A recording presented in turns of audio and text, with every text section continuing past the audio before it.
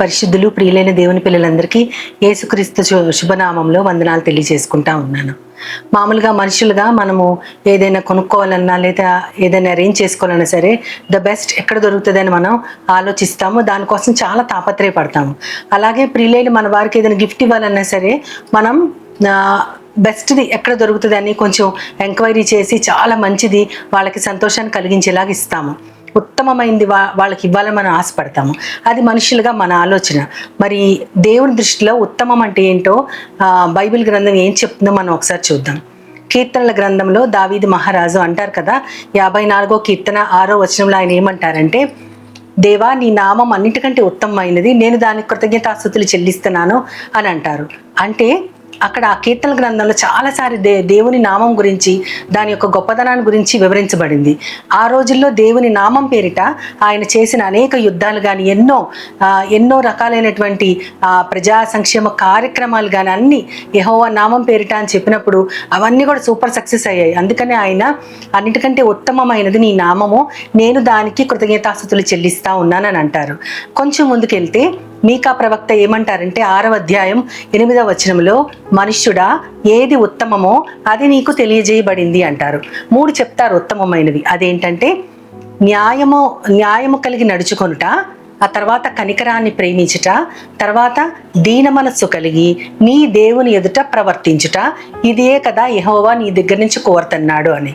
అంటే నిజమైన ఉత్తమమైనది ఏంటి అంటే న్యాయంగా నడుచుకొనుట, కనికరాన్ని ప్రేమించుట, దీన మనస్సు కలిగి నీ దేవుని ఎదుట ప్రవర్తించుట. ఈ 3 ఉంటే చాలు, అదే దేవుని దగ్గర నుంచి కోరుకుంటున్నాడు అని ఆయన చెప్తారు. మీకా ప్రవక్త ఆ విధంగా చెప్తారు. కానీ శరీరధారిగా ఉన్నప్పుడు యేసుక్రీస్తు ఆయన ఉత్తమమైనది ఏంటో చెప్తారు. అది మనందరికీ కూడా చాలా సుపరిచితమైనది. అదేంటంటే లూకాసు వార్త 10వ అధ్యాయం 42వ వచనంలో ఆయన అంటారు కదా, మరియ ఉత్తమమైనది ఎంచుకున్నది, అది ఆమె వద్ద నుండి తీసివేయబడదు అని చెప్తారు ఆయన. మరియ ఏర్పరచుకున్న ఉత్తమమైనది ఏంటి అంటే, మరియ యేసుక్రీస్తు పాదాల వద్ద కూర్చుని ఆయన ఉపదేశాన్ని చాలా శ్రద్ధగా తన జీవితానికి అన్వయింప చేసుకోగలిగేలాగా తన హృదయంలో అబ్జార్బ్ చేసుకుంటూ ఎంతో శ్రద్ధగా వింటా ఉంది. వినటం వలన విశ్వాసం కలుగునని మనందరికీ తెలిసిన విషయమే. ఆ విశ్వాసం దేవుని వాక్యం వలన కలుగునని కూడా తెలుసు.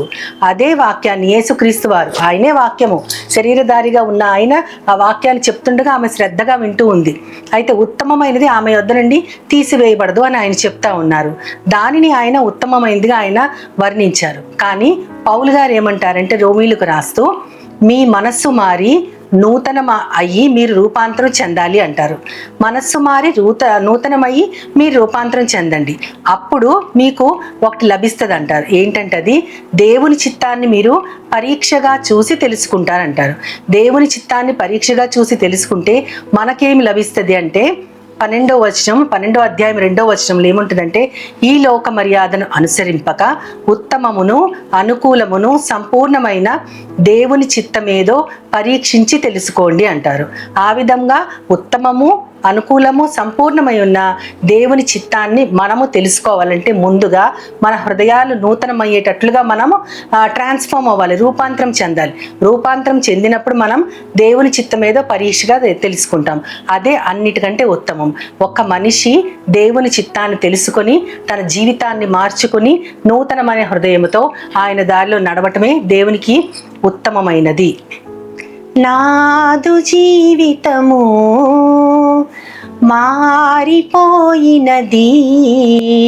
నిన్నాశ్రయించిన వేళ నన్నాదుకొంటివి ప్రభువా. నాదు జీవితము మారిపోయినది,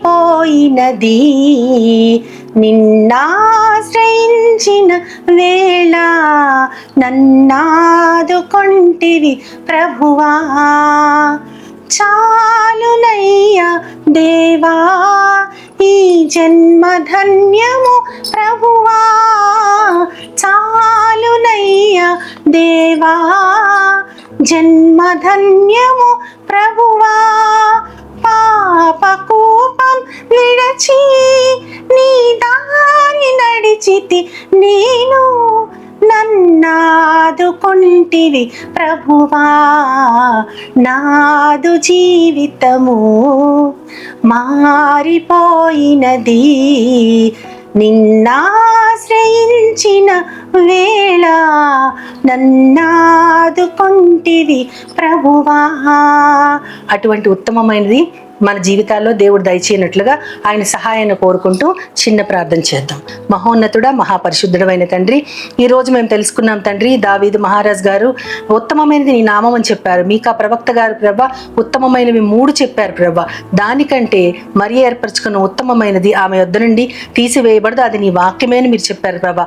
ఆ వాక్యము మా హృదయాల్లో ఉంచబడి మా మనస్సులు మారి నూతనమయ్యి మేము రూపాంతరము చెందగలుగునట్లు ప్రభా నీ చిత్తమేదో పరీక్షగా తెలుసుకోవాలంటే మాకు అనుకూలము, సంపూర్ణము, ఉత్తమమైనటువంటి నీ చిత్తాన్ని మేము పరీక్షించి తెలుసుకోగలుగునట్లు మాకు నీ జ్ఞానాన్ని దయచేయమని, నాకు మాకందరికీ దానిని సంపూర్ణంగా ఇవ్వమని నీ ప్రియకుమారుడు నా ప్రియ ప్రభువైన యేసుక్రీస్తు ద్వారా కోరి ప్రార్థిస్తున్నాను పరమ తండ్రి.